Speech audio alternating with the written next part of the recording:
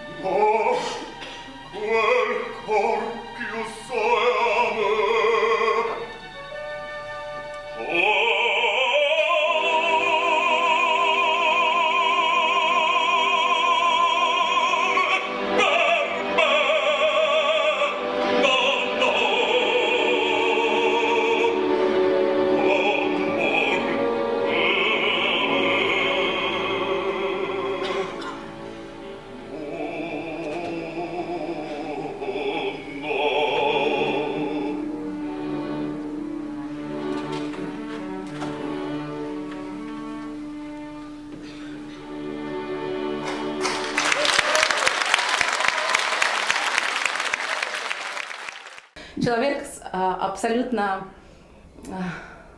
незаурядной творческой харизмой. И это, пожалуй, первое, что меня покорило в этом человеке. И я бы хотела вас познакомить с этим невероятным артистом. Поскольку я не увлекаюсь саморекламой, моя реклама – это то, что я делаю. И оно делается везде. Я пел во многих театрах, почти во всех столицах Европы и Америки, Южной Америки, если. В России, естественно, Большой театр. И везде моя реклама – это мой голос и то, что я делаю на сцене. Если меня приглашают по 3-4 раза в тот же самый театр, значит, что-то где-то там хорошо делаю. То, что делаю, стараюсь делать как можно лучше. А известность, она приходит, она уходит. Но в моей жизни самое главное, чтобы люди остались довольны, и чтобы после меня так остался какой-нибудь маленький след. Ja sitten Boris Ismailov, appiukko, Alexander Teliga. Basso vierailu. Жизнь так повернулась, что пришлось уехать с Советского Союза. Получилось в Польшу, поскольку у меня в Польше очень много родственных связей. И так оно получилось. Я не жалею, потому что Польша открыла мне окно в мир большой культуры, большой оперы, назовем это так. С Польши я сразу же, после того, как приехал, еще полгода не прошло, меня тут же заметили и тут же начали крутить по всей Европе. В каком это было году и откуда был старт?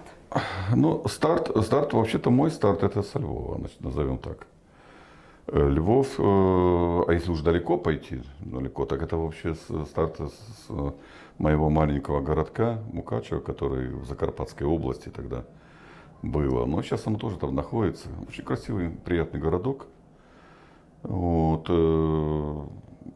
А как на Украине, так это же поющий народ.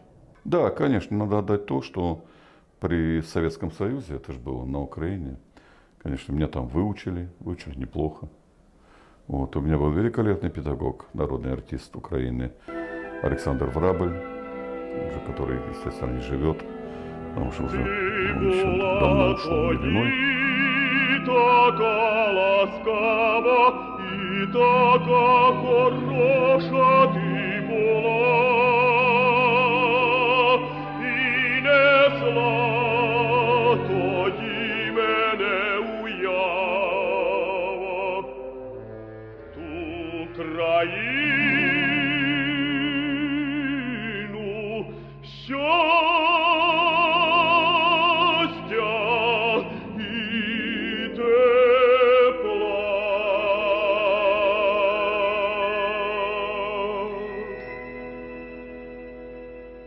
После того, как удалось мне все-таки выучиться, вот, долго меня на Украине никто не принимал.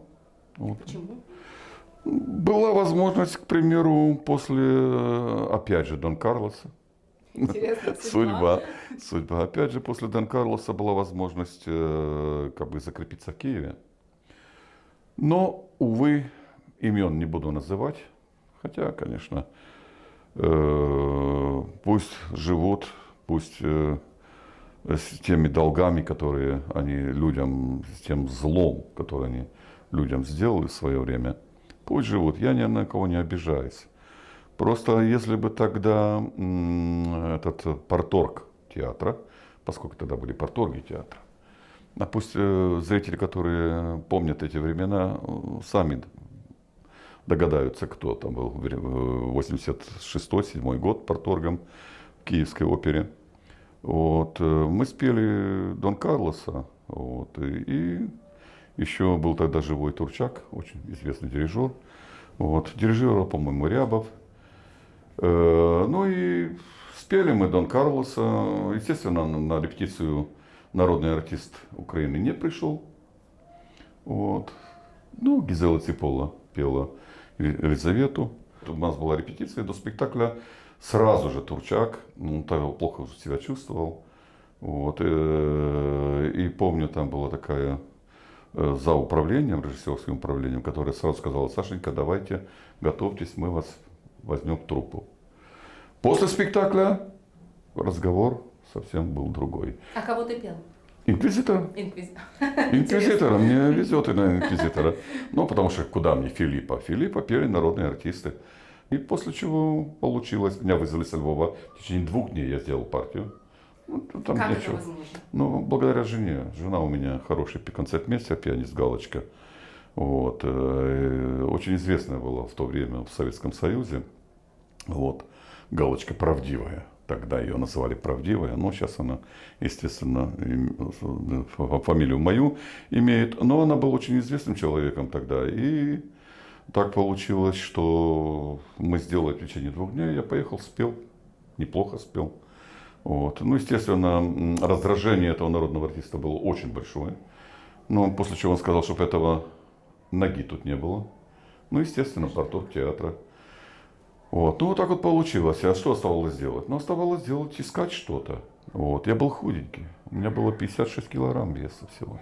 Ну, для баса. Ну, что за бас?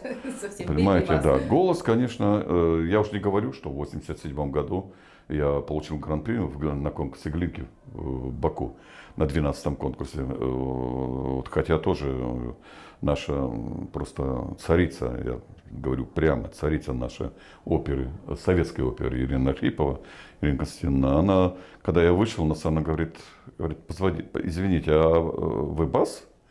Я говорю, ну, вроде бы, если документы сдал, значит бас. Ну, давайте пойте. Но я спел, после чего очень известный певец Паата Бурчеладзе, значит, очень хороший мой друг, вот, сказал, он немножко так посмеялся, потом вышел и сказал: извини, друг, ну откуда у тебя этот голос?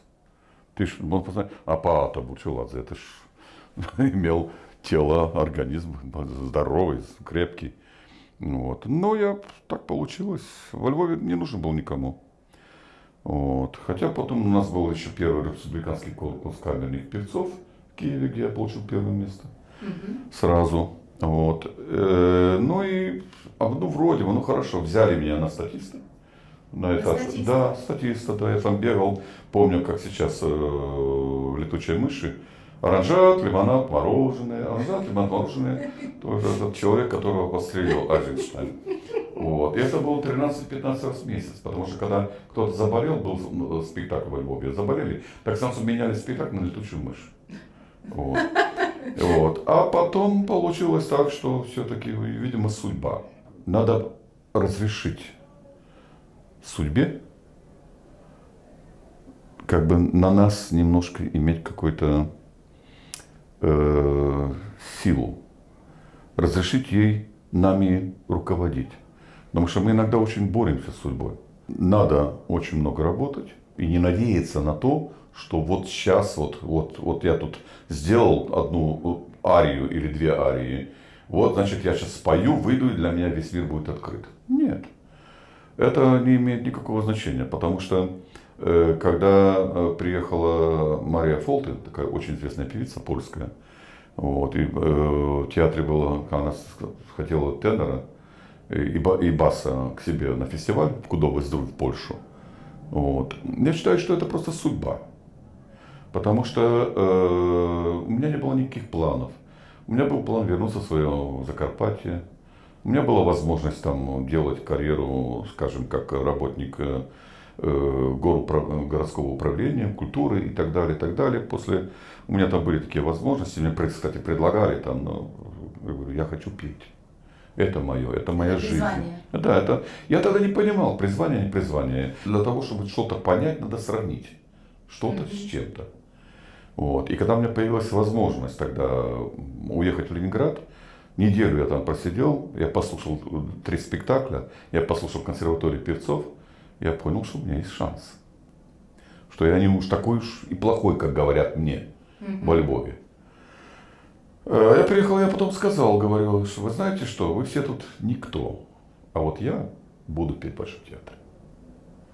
Надо мной смеялись, мне говорили, что я ненормальный, что у меня что-то с головой.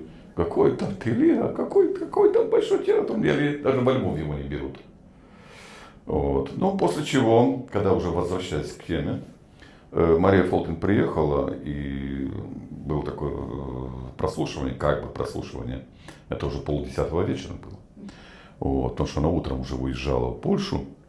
Вот. Ну и Лацаныч Игорь Васильевич, великолепный дирижер, вот, тоже вечная ему память, очень много мне помог в моей жизни.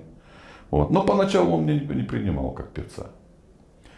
Вот. Почему? Как ты думаешь? Да я знаю почему. Ну що то за бас? Ну що то за бас? Ну дивіться, який він худий. Ну що то за бас? Вот басы это вот 2 метра ростом, под 100 килограмм и больше веса, ну чтоб звучал. Вот. А ведь не в весе вся идея. Идея та, что все-таки резонаторы звучали в организме, а не тело. Энергия тела, она нужна только для того, чтобы хорошо вывести голос и хорошо направить его в нужное русло. А не то, чтобы силой давать весом. Конечно, это имеет значение, когда есть больше силы и так далее, понятно. Но не это главное, главное техника. И вот эту технику я начал тогда по-своему немножко понимать. Вот, потому что тогда у меня были проблемы с верхами. Вот, хотя я, конечно, пел и Рене, и все. С низами у меня никаких проблем нету, низы всегда были. Вот, с верхами были проблемы. Но потом так получилось, что была такая очень известная в Киеве певица Светлана Добронрава, которая работала в то время во Львове. Она сказала: Сашенька, давай мы сделаем с тобой дуэт. А я говорю, какие дуэты? Ну, Луну с Трубадура, с Леонорой. Я говорю, ты что, говорю, Света, это же баритон. Подожди. Аиду сделаем. Я говорю, то есть как? Я пришел к Галке, говорю, Галка говорит, ты знаешь, это хорошая идея. Говорит, давайте попробуем. Ну, поработали. Естественно, для того, чтобы спеть дуэт Луны с Леонорой или с Аиды, что Аманасра и Аиды, ну, это ж, извините меня, надо идти наверх. Вот. И вы знаете, это мне помогло. Потом все так как пришли на этот концерт, я помню, это было в театральном обществе во Львове. Они смотрят, говорят, да это невозможно, что ты вот так пел.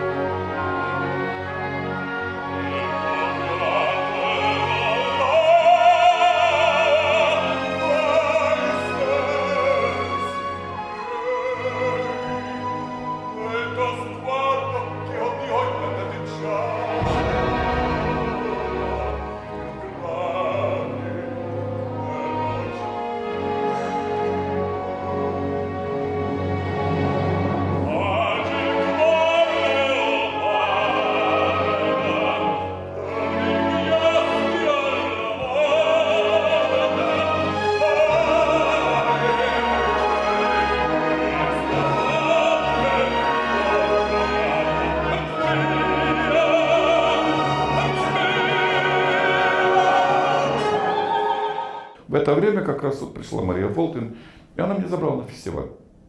А на фестивале в Польше я получил сразу 3 контракта. 3 предложения в разные театры. Познань, Краков и опера Шлёнская такая есть в Бытоме. Бытом. Это возле Катовиц недалеко. Но она с большими традициями, опера Шлёнская, потому что в 1944 или 1945 году, когда вот, время пришло, тогда такой был Дидур, вот, известный очень бас, и он был директором Львовской оперы. Вот, и всю оперу он перевез туда, Бытом. Ну, было сказано, когда пришли уже Советский Союз, так сказать, сюда, на территорию Западной Украины, вот, им сказали, хотите, пожалуйста, уезжайте. Ну и поляки собрались, они были поляки. Они собрались и уехали. Вот, уехали в Бытом, ну и там очень большие традиции, там очень известные певцы польские, и не только польские. Вот, имели большую карьеру, сделали. Но как-то, видимо, вот судьба как бы умеет время от времени повторяться. Потому что меня даже часто сравнивали с Дидуром. Я говорю, нет, говорю, Дидур это Дидур, а Телига это Телига. Потому что нельзя сравнивать те времена и другая техника, другие голоса, вот, и наше время. Наше время, даже вот я сколько лет на сцене, 35 лет, даже 40 лет уже, извините меня. Вот, я вижу уже как профессор университета музыкального Варшавского, я уже вижу вот эту разницу даже между тем, когда я начинал, и когда вот начинают сейчас молодые певцы. Вот, это очень большая разница, а чего же сравнивать 45-46 год, естественно. Там была другая как бы мышление и технические возможности, другие голоса. И вот я переехал сюда, получил предложение, я выбрал оперу Шлёнскую, потому что мне сдали сразу квартиру. И Галку сразу взяли, Галину мою взяли на работу. Директор тогда там был такой Тадеуш Серафин. Естественно, Галка приехала, у меня тогда сыну было 2 или 3 месяца.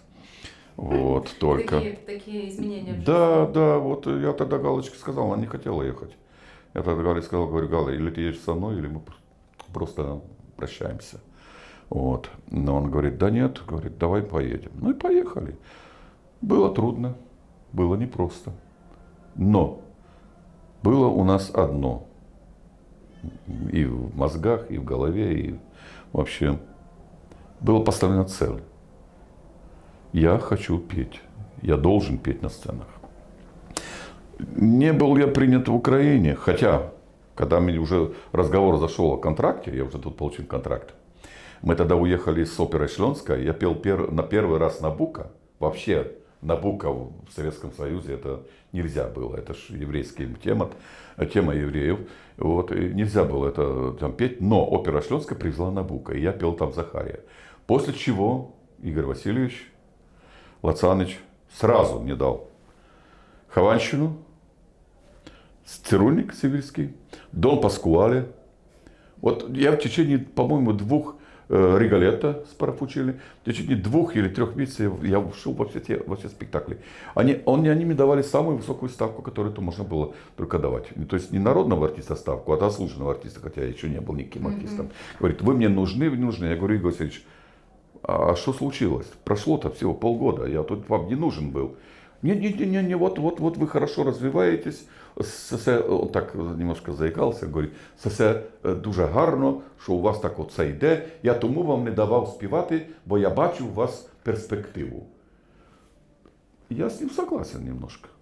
Я с ним согласен, потому что если дать молодому человеку сразу петь такие большие роли, он, естественно, мог просто, как он говорит, спалиться.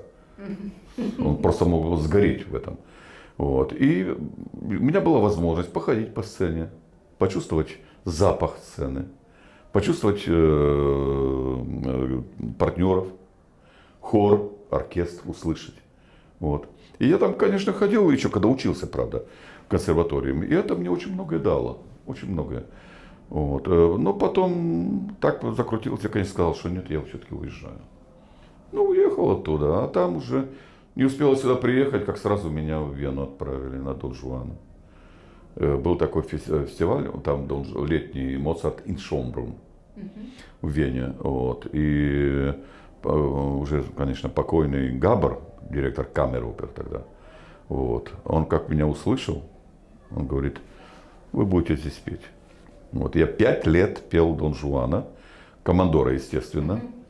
Вот. Почему Командора? Потому что меня взяли как Лепарелло. Нотте Джорно Фатика начало. А Лепарелло начинает оперу. Вот. И это значит Нотте Джорно Фатика. Ну так, как меня учили. Он так послушал 2 фразы, говорит, nein.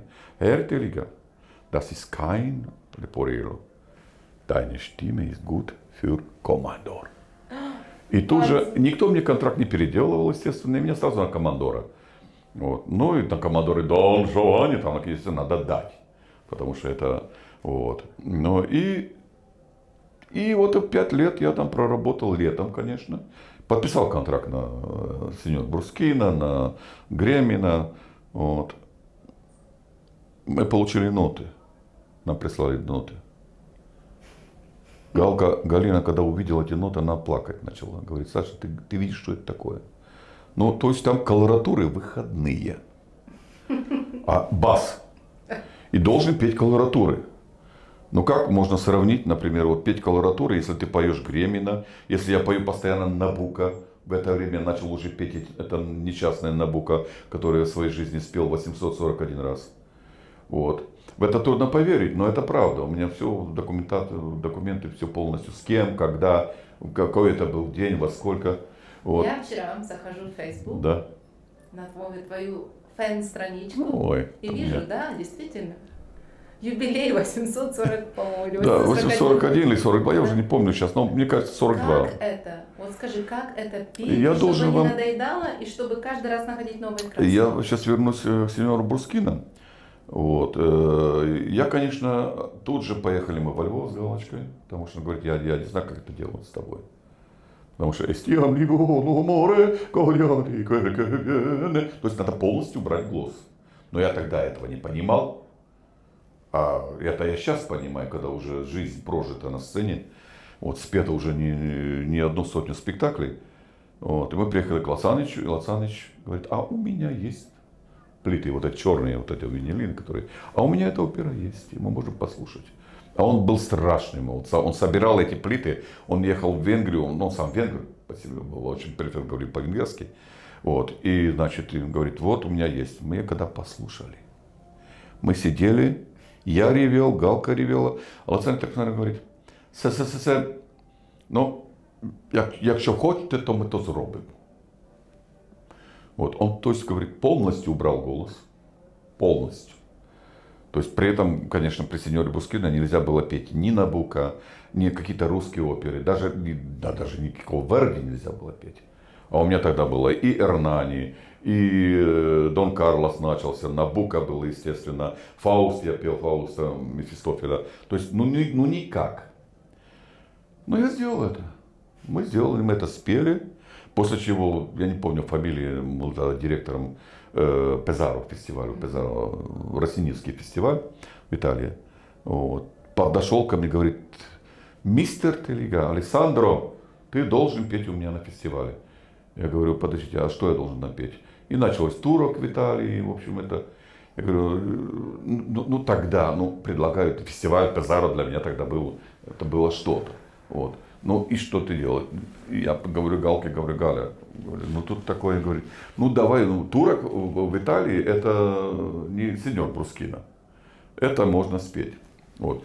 Кроме того, я еще тогда в 92-м или 93-м году спел в Бильбао Бартова, цирюльнику севильским. Вот. Ну и думаю, да, спою. Вот. Я согласился на это, но только не в Пезаро, а в Праге. Потому что в Пезаро я отказал. Вот, и мне там обещали большую карьеру, как россиневский бас. Вот, я говорю, нет, я хочу все-таки голосом петь, а не вот этой дудочкой маленькой вот. Вот можно спросить, Да. вот чисто ты вот уже столько преподаешь и сам себя, можно сказать, тоже воспитал, да? То есть какую-то технику дали, конечно, Да. в консерватории, но, наверное, без саморазвития невозможно стать певцом по-настоящему. Всю жизнь. Вот. В чем различие? Вот Россини, например, и Верди. Очень большое различие. Вот, потому что, во-первых, в стилях очень большие разные стили.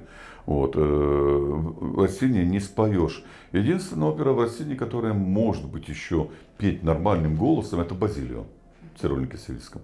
Вот там еще можно дать нормальный голос. Но уже в Бартоло, то есть надо убрать все. Ну как это технически исполняется? Технически очень просто. Это я тогда не понимал, это просто я работал с Галкой. Она у меня великолепный концертмейстер. Вот. И потом, конечно, с Игорем Васильевичем очень много работал. Вот. И он мне подсказал, говорит, вы знаете, это надо вот с этого вот большого голоса, который это большой голос, вам просто надо его сузить и сделать маленькую трубочку. Вот это, чтобы не было как вот попуска. сделать, чтобы не подняться? Чтобы это все не А ни в коем случае, наоборот, как это сделать? наоборот опустить. Опустить все. То есть полностью организм освободить. Потому что если мы начнем как-то поднимать, вот, зажиматься, это нет такой возможности, чтобы спеть Россини. Нет такого. Еще, скажем, вот Верди, русский опер, еще можно крикнуть, еще можно придать. А в Россини этого нельзя. Этого не сделаешь просто, потому что если ты, ну как ты споешь, ну просто не успеешь. Музыка идет.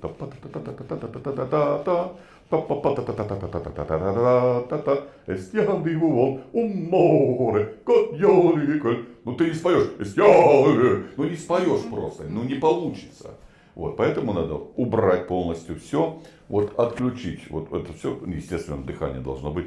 Ха-ха-хо-хо. И вот этим маленьким вот такой трубочкой. И только так это возможно спеть. Вот. Интересно тебе это было? Вот этот вояж?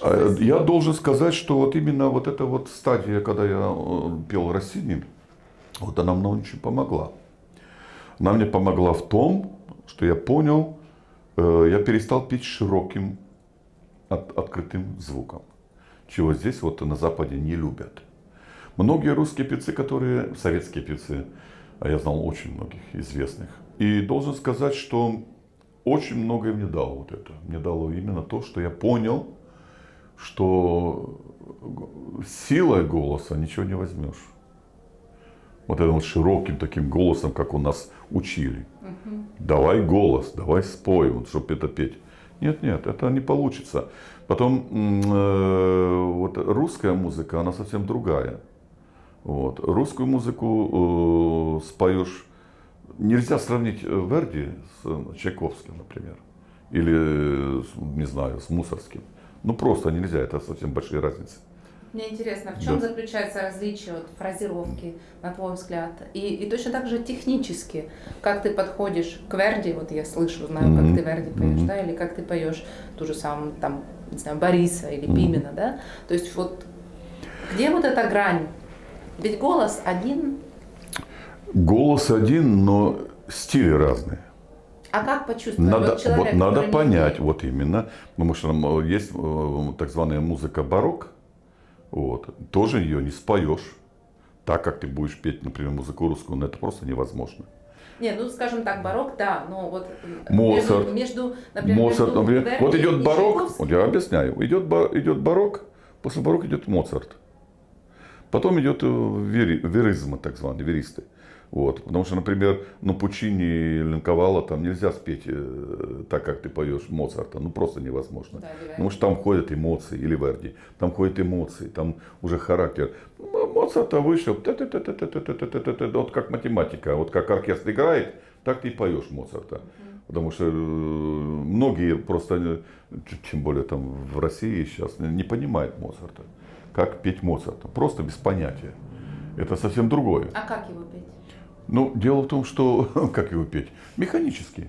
Просто механически. Вот, например, если мы возьмем какую-нибудь арию, там, ну, даже Лепарелло, да? Вот, естественно, мы ее не споем «Мадамина» или «Каталога Квеста», потому что это просто не будет понятно. Мы просто делаем мадамина, мадамина. Вот так поют русские певцы. А здесь нет. Мадамина, il catalogo è questo, delle belle che amo il padrone mio. Надо уметь не петь все ноты. Интересно. Не петь все ноты силой своего организма, силой своего звука. Надо просто элементарно понять, где акцент стоит. Мадамина. А не мадамина, il catalogo è questo, delle belle che amo il padrone mio. Вот так поют. Вот послушай, так поют. Ну, извините меня, просто это не Моцарт. Вот так. Та-та-та-та-та-та-та-та-та-та-та-та. Мадамина, il catalogo è questo, delle belle che amo il padrone mio. Un catalogo lì è che ho fatto io. Osservate, osservate, leggete con me, osservate. Ну, это уже не Моцарт, потому что если мы так поем, мы даем очень много энергии на голос. А Моцарт это камерный оркестрик. Там же ничего. Когда приходит Шостакович, не дай бог, или еще Чайковский, это понятно, там оркестры. Верди, Пучини уже не говорят. Это приходят большие оркестры. Естественно, там нужны другой стиль, другая форма звука, подачи Вот мне звука. интересно, как на твой взгляд, какая, на твой взгляд, самая техничная музыка в плане вот вокальной техники? Вот где сразу вот ты слышишь, человек запевает, и ты слышишь, техники нет. Ну, это очень трудно как бы сообразить сразу, но дело в том, что техники нету. Ну, техники, если петь без техники, то, конечно, долго не попоешь. Вот, долго не попоешь, но слышно иногда природу. Есть природа без техники, вот, а есть природа, которая обрабатывается. Это как вот это берешь камень, потом его обработаешь, оказывается, это алмаз. Понимаешь? Только надо его очень, как бы сказать, умело и бережно отшлифовать. А это уже, так сказать, работа педагога. Вот, мы приблизились. Работа педагога. Обожаю. Да. И вот это меня очень интересует. Есть ли у тебя студенты с мужскими низкими голосами? Нет. Нет. К сожалению, нет, потому что должен сказать, что сейчас какая-то проблема с низкими голосами. Хотя я их очень прекрасно понимаю, мужиков. У меня был один бас, 3 года он у меня учился. На 4-м году он бросил это дело, потому что он сказал, говорит, я не вижу никакой перспективы. Да, конечно, не было такой перспективы. У него не было такого рвения на сцену. Он просто приехал за своей девушкой, которую очень любил. Я их прекрасно понимаю, потому что он тоже мне сказал, говорит, господин профессор, говорит, а что мне с этого? Вот как я семью буду кормить? Я ведь понимаю, что я не буду петь на сцене. Да, я приехал за своей девушкой. Вот, она меня бросила. И он бросил учебу. Ждать, пока мне какой-то контракт придет. А контракт к нему не придет, потому что он человек был, ну, не сцены человек. А вот какие важные качества? Вот на вступительных экзаменах приходят студенты, и ты видишь сразу. Я всегда говорю только одно. Если я, например, кому-то даю тон, если этот человек мне отвечает а не я ему говорю, нет, он нет, нет. Ну, это понятно, что значит слон на уши наступил. Нет, ну хорошо, это слух Это нельзя. и голос. Вот. Нет, но если есть, конечно, голос, то всегда это можно сделать. Можно сделать и слух, вот, но обязательно должен быть слух музыкальный. Ну, должен человек как-то... А музыкальность? А музыкальность видно сразу, с первого взгляда. Сразу видно, вот как только приходят молодые люди, вот студенты, вот, я сразу вижу, говорю, вот это нет, вот это нет, вот это нет. Потому что мне не надо, чтобы они были сразу какими-то певцами. Если я смотрю, даже вот если он поет обыкновенного казака, Манюшки, ну в основном так поступают с казаком. Вот. Но если он там что-то поет, я вижу, что какой-то искра в глазах есть. Я говорю, вот, с этого можно делать что-то. Пусть даже без голоса. Ну, в смысле, голос, конечно, есть. Моя Галка всегда Галочка говорит, голос есть, ты разговариваешь, значит, я тебя научу петь. Потому что это можно все сделать. Вот. Молодые люди сейчас очень трудно с голосами. Очень трудно. Появляются голоса, хотя у меня, например, я нашел, у меня, которые сейчас студентки, мои девочки, 3 хорошие девочки. Вот, и я их искал по всей Польше. Я ездил на прослушивание, ездил на мастер-курсы, и я их к себе стягиваю. Вот. Очень хорошие. И я так думаю, что вот эти 3 девочки, они все-таки на сцену выйдут. Тем более у меня есть хорошая очень девочка с Украины. Но обещать, опять же, я ничего не могу. Да. Рынок сейчас такой, так насыщен, что вот больше имели бы возможность на рынок выйти мужики. Но это надо просто иметь такой характер, как я имел характер. Мой отец всегда мне говорил: Александр, вот ты не хочешь сегодня, ты уставший. Вот ты сегодня не хочешь ничего делать, ты не можешь ничего делать. Но ты должен сделать сегодня то, что ты должен сегодня сделать. Потому что завтра к тебе придут еще очередные задания жизненные, которые а ты уже этого не сделал. И значит, это уже впоследствии будет твоим минусом.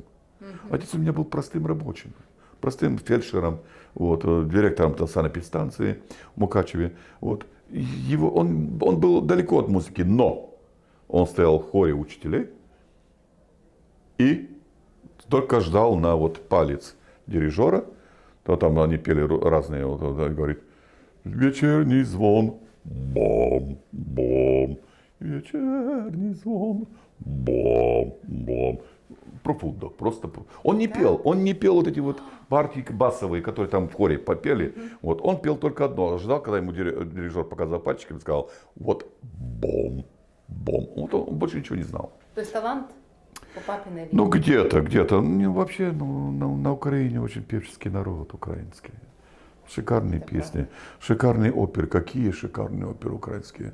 Вот я пел очень много украинских опер, и Тараса Бульбу, и Богдана Хмельницкого, и «Золотой обруч». Это просто сказка для Ташинского. Но, увы, нет рекламы, нет. Я вообще аполитичен человек. Вот. Для меня важна культура народа. Если вот эти все отношения народу к народу, народ к народу относится очень хорошо. То, что там политически надо сегодня сделать то, одно и другое, поссорить народы, ну это понятно, это все вечная борьба, вечная борьба. Вот. Меня это абсолютно не волнует, меня это не интересует. Единственное, что вот плохо здесь на Западе, что очень мало украинской музыки. Я, например, все мои студенты, вот с рукой на сердце, я говорю, все мои поют украинскую музыку. Все. Песни народные, авторские песни, все поют абсолютно. И нельзя иначе. Вот я сейчас, вот, если, надеюсь, у меня получится, вот, я хочу выставить «Запорожец за Дунаем». Оперу здесь, в Польше. Вот, с моими студентами. Ну, басов нету, к сожалению, потом придется мне петь. Но почему не показать красивое? Почему, например, никто не собирается сделать здесь Захар Беркут, то есть «Золотий обруч», как поляцы mówią, «Золотой обруч» для Ташинского. Но это просто шикарная опера. Просто шикарная опера. Я понимаю, Богдан Хмельницкий никогда в Польше не будет выставленный, потому что он зрадив Польшу, пішов з росіянами, пішов до цариці. Ну, это история. Но музыка при чем тут? Да. Я понимаю, политически это, понятно, не подходит, но музыка. А Тарас Бульба, ну тоже сказка, ну. Скажи, в чем отличие между преподаванием мужчинам и женщинам? Вот. И откуда у тебя такое горение к преподаванию? Иначе нельзя. Если ты не любишь то, что ты делаешь, если ты даже видишь у детей, вот моих студентов, некоторых видишь, что ничего из этого не будет. Но я не могу работать с одним так, а с другим так. А вот показать, что вот, смотрите, вот это вот лучше, я с ней буду работать больше, а ты вот так вот это, чтобы тебе там где-то... Нет, я работаю совсем одинаково. И мои студенты это понимают. И они это доценяют. Чтобы именно, потому что нельзя иначе, надо любить то, что ты делаешь. А как вот ты объясняешь? Ну, понятное дело, Технически. Технически ты же не можешь показать, Ну, как почему? в третьей октаве. Ну почему? Нет, показать не могу, но я могу показать технически, как это сделать. В своей тесситуре. Даже нет, я не показываю это Есть голосом своей тесситуры. Я показываю возможность техническую, как можно спеть вот эти верхние ноты, например. О, интересно. Вот. Дело в том, что у меня всегда получается, я всегда придерживаюсь мнения, и на этом все, так сказать, свою педагогическую деятельность делаю, что самое главное у певца – это середина. До первой октавы, до второй октавы. Вот если она не расширена, если она сделана в маленькой форме, то тогда, в смысле в узкой форме, то тогда не будет никаких проблем с верхними нотами. Потому что у нас будет возможность открыть как бы объем, открыть объем именно к этим верхним нотам. Если идет разговор о колоратурах, вот, то у меня был такой педагог Чубарова Нина Константиновна. Вот. Я очень много сидел. Я сидел по 8-10 часов у нее дома. Вот, потому что... Слушал других? И слушал других, да. Слушал колоратур, лирика колоратура, Спинто, как она работала с ними. Она не была певица, она была просто камерным педагогом. Очень хороший концертмейстер. Вот. И она всегда говорила, что если вы откроете середину, то там ничего не будет. Потому что организм у нас такой, что мы не сможем открыть, дать возможность прозвучать вот этим вот крайним нотам. F, третьей октавы, там, ми бемоль и так далее, и так далее. Вот. У меня яркий пример, вот моя студентка Дарья, которая вот, пришла ко мне, типичная украинская, типично украинский голос. Открыт, вот это вот все. И вот это вот от до до открыто все. Конечно, красивый голос. Я так посмотрел. Да, у нее не было проблем с верхним. Она переходила, но это было уже на грани срыва. А ведь что самое главное, чтобы не мучать наши вот эти связки. Да, чтобы было давление. Чтобы оно спокойнее. У нас только вот эти две маленькие такие вот, я говорю, струны, как здесь больше говорят, связочки. Вот, их надо освободить, им надо дать свободу. Вот, а не сжимать, не зажимать, вот эти вот подмят, все, вот, чтобы не было все очень, так, как говорят, силово, то есть на силу, чтобы не было очень много энергии туда не давать. Вот, поэтому нужно середину полностью сфокусировать и сузить, если так можно сказать. Вот она должна быть узкая, она не может быть широкая. И вот это маленькое то, что было у меня в Россине.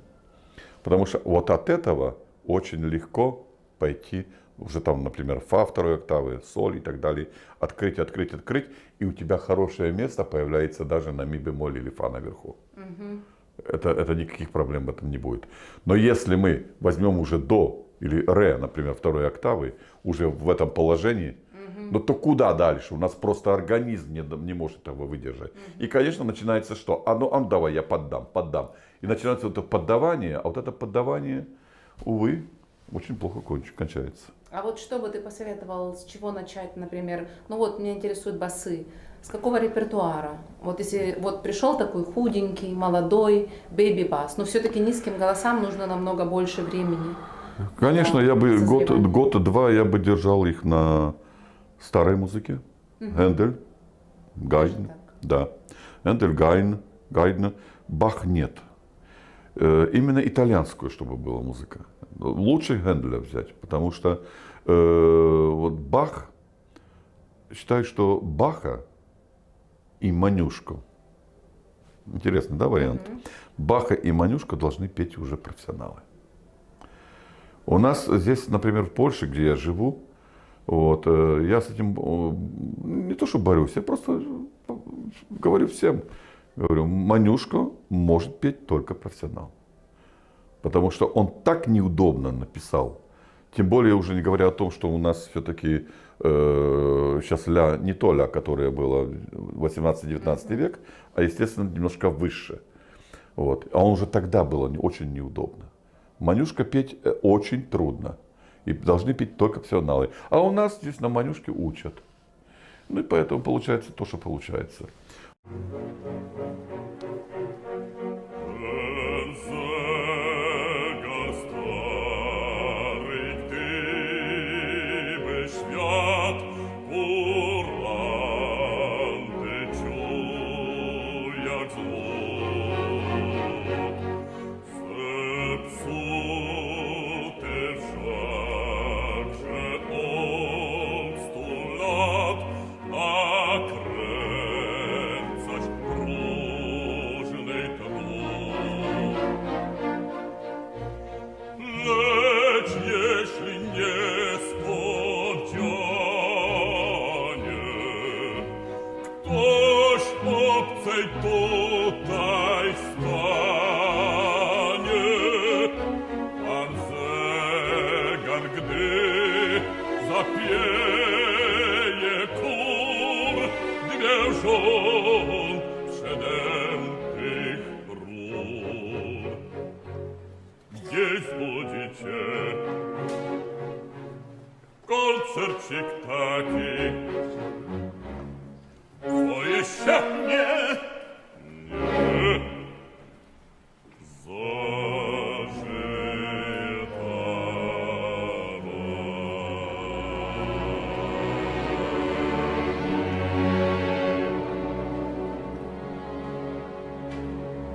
Вот. Баха и Манюшка, конечно, полностью отрицаю. Но, например, Шуберт, Шуман, Сен-Санс, может быть. Уже не говоря, конечно, о русской музыке. Русская музыка и украинская. Я даже в свое время, когда еще не был профессором, у меня была идея сравнить украинский язык с итальянским.